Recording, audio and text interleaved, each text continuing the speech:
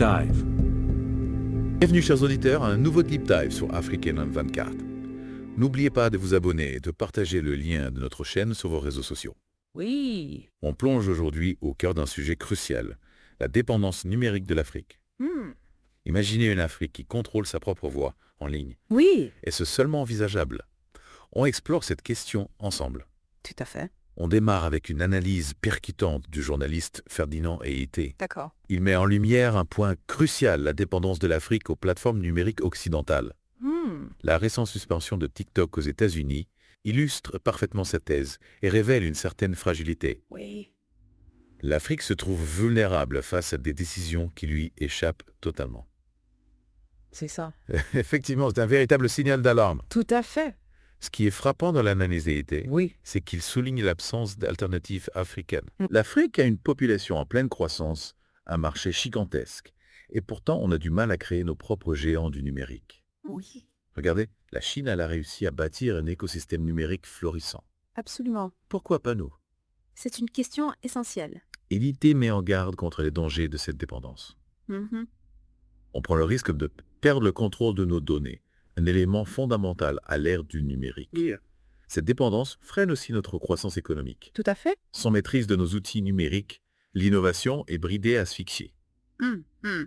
On se retrouve à la traîne, incapable de développer des solutions adaptées à nos propres besoins. Exactement. Eyité est clair, il faut un changement radical. Oui. Il appelle un investissement massif dans la recherche et le développement. D'accord. Il faut mobiliser les talents africains, souvent contraints de s'expatrier, faute d'opportunités sur le continent. Mhm. Créer des plateformes numériques africaines, ce n'est pas qu'une question de technologie, c'est un enjeu de souveraineté. Absolument. Pour illustrer ce besoin urgent d'indépendance, on a un extrait audio de Ferdinand Eyité lui-même. Ah oui. Il explique avec passion son engagement pour une Afrique plus autonome numériquement. D'accord. Écoutez attentivement son message. Bien sûr. Audio de Ferdinand Eyité, chers spectateurs. Ne ratez plus rien de l'actualité africaine et internationale grâce à African 24, la chaîne qui vous connecte à l'information essentielle où que vous soyez. Nous allons C'est ça. encore parler de notre pays, partager des informations, faire des analyses sur la situation de notre pays. Et dommage que nos amis qui sont aux États-Unis, beaucoup ne pourront pas suivre cette émission sur TikTok parce que TikTok a été pour le moment suspendu aux États-Unis suite à une décision du Congrès. Peut-être que le nouveau président va essayer de trouver un compromis, mais il faut déjà savoir que ce protectionnisme-là va toucher d'autres pays, notamment l'Europe, et parce que les gens estiment que il n'y a pas que des raisons de sécurité, mais c'est aussi une guerre commerciale. Donc, à un moment donné, certainement dans les mois, les semaines à venir, l'Europe aussi peut-être va aller dans le même sens. Et c'est là où il faut observer que c'est l'Afrique qui est à la traîne. Aujourd'hui, depuis l'apparition de l'Internet, depuis l'invention des applications, nous sommes pratiquement les seuls en Afrique à n'avoir pas nos propres canaux de communication. Nous sommes obligés de dépendre exclusivement des canaux de communication américains, européens et maintenant chinois. Et ça ne préoccupe pas les Africains, parce que si ça nous préoccupait, si on était vraiment soucieux que l'Afrique devait avoir ses propres canaux de communication, ce sont des combats qu'il faut mener. Aujourd'hui, les Africains sont spectateurs, comme quelqu'un le dit, ou se contentent d'utiliser Facebook, TikTok, Instagram, WhatsApp pour se faire de l'argent. Tant que les Africains ils se font de l'argent, ils se contentent de ça. Ils sont couchés dans leur lit. Et puis bon, il y a ceux qui utilisent les moyens des impérialistes pour les insulter tous les jours. Tant qu'ils font ça, ils sont contents parce que ça leur génère de l'argent. Et puis, ils ne savent pas qu'un jour, les choses peuvent basculer. Donc, il n'y a pas une réflexion aujourd'hui en Afrique, que ce soit dans les institutions supranationales, dans les institutions régionales pour dire on finance la recherche, on donne les moyens aux jeunes qui sont calés sur l'informatique, sur la cybersécurité, pour créer pour l'Afrique, ne serait-ce que pour l'Afrique noire, les moyens de communication, sachant que l'Afrique,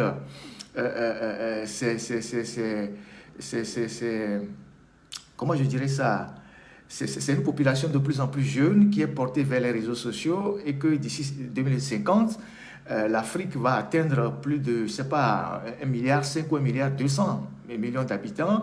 Et donc, c'est un marché potentiel qui peut ramener beaucoup d'argent pour nos pays africains. Cette réflexion n'existe pas. Tout ce qui nous intéresse, c'est que chaque matin, quand on se lève, on insulte les gens du matin jusqu'au soir. On ne se dit pas qu'il faut que nous ayons nos propres créneaux de communication. Aujourd'hui, que TikTok est suspendu provisoirement aux États-Unis, tout le monde est malade. Donc ça doit nous pousser à réfléchir à nos propres canaux de communication.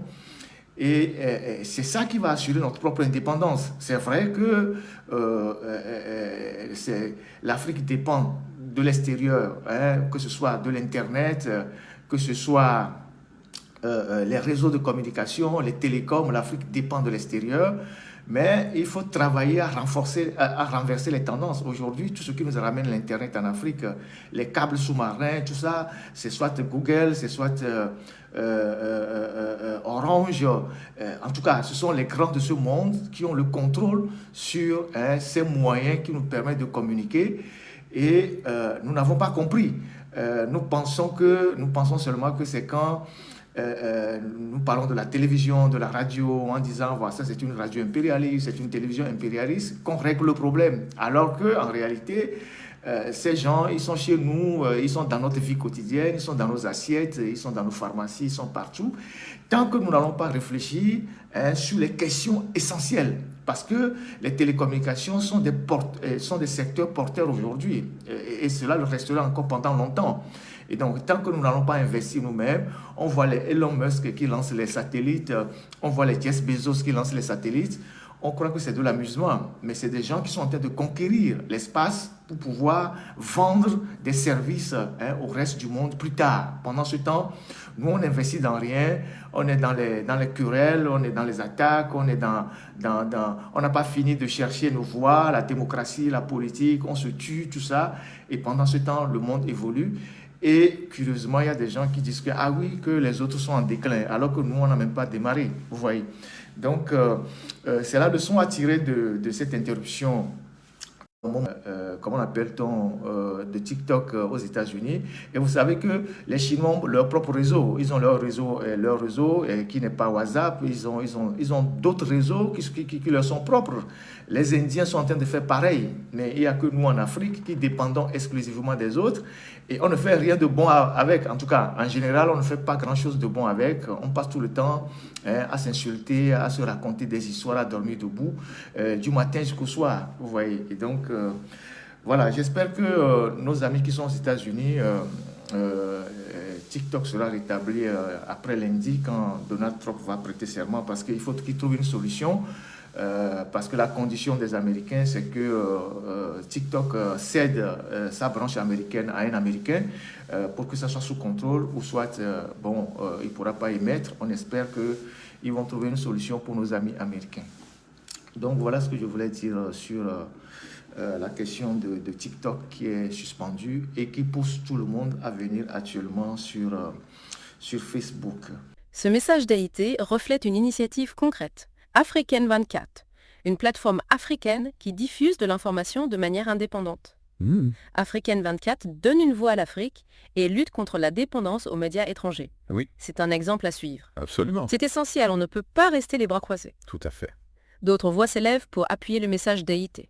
D'accord. Un expert en technologie s'inquiète du retard de l'Afrique dans la révolution numérique. On a échoué à créer nos propres canaux de communication. C'est le constat. Mais C'est vrai. ce qui le préoccupe particulièrement, Oui. c'est le manque criant d'investissement dans la recherche et le développement.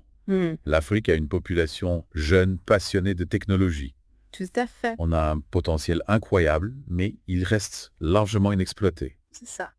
Ce qui est frappant, c'est cette dépendance aux géants étrangers comme Google ou Orange. Oui. Ils contrôlent une grande partie de notre infrastructure Internet. Mm-mm. Pendant ce temps, Elon Musk et Jeff Bezos conquièrent l'espace pour dominer les communications de demain.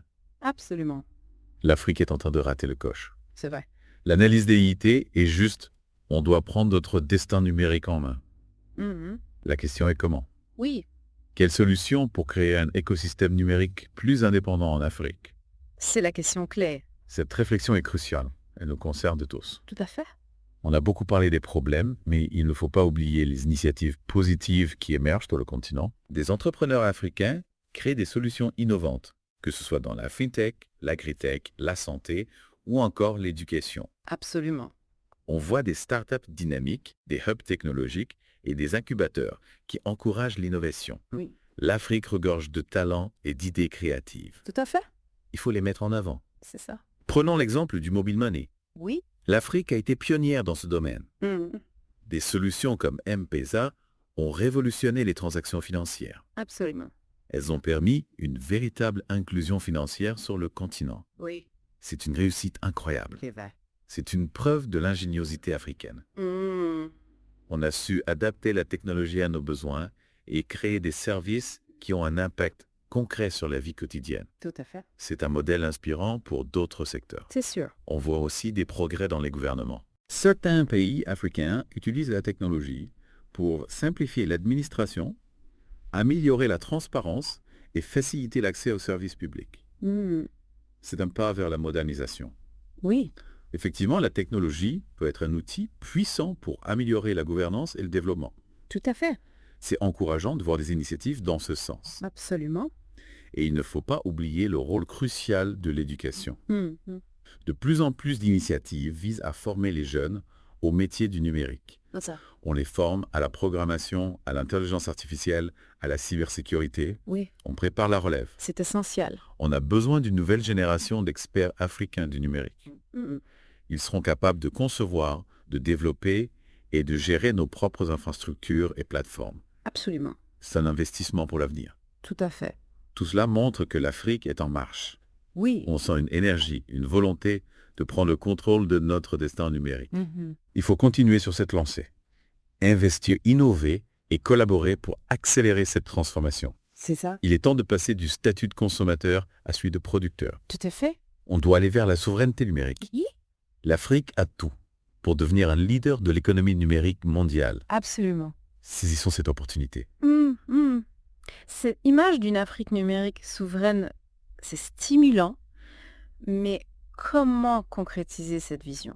Quelles sont les étapes clés pour y parvenir? C'est là que le bas blesse. On a parlé de l'investissement dans la recherche, la formation des jeunes talents. Oui, Mais il y a un autre aspect crucial, d'accord. c'est la question de la confiance. Ah oui, On doit croire en nos capacités, en notre potentiel d'innovation. absolument. Très souvent, on a tendance à privilégier les solutions venues d'ailleurs. On sous-estime nos propres talents, nos propres idées. Oui, Il faut briser ce complexe d'infériorité. c'est ça. Ayité le dit très clairement dans son analyse. Oui. La dépendance numérique, c'est aussi une dépendance mentale. On s'est habitué à être des consommateurs, à copier ce qui se fait ailleurs. Tout à fait.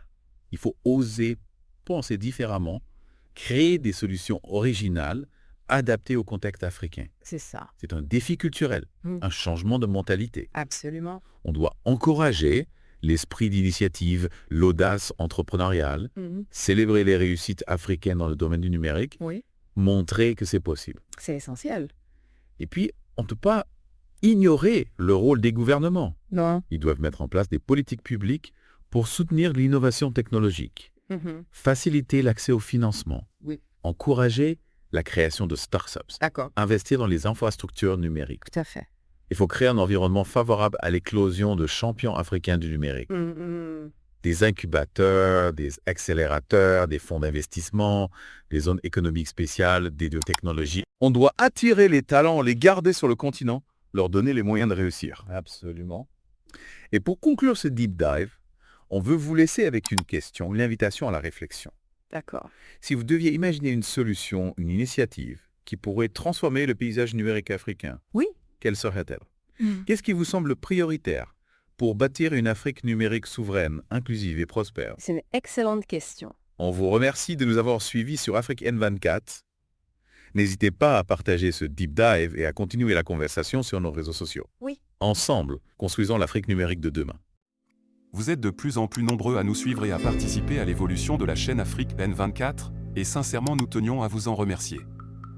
Nous lisons tous vos commentaires qui enrichissent le débat et vraiment nous vous demandons de nous soutenir, en aimant les vidéos pour une large diffusion, et pour continuer à avoir une ligne éditoriale indépendante, et vous proposer de nouvelles émissions toujours de plus en plus enrichissantes.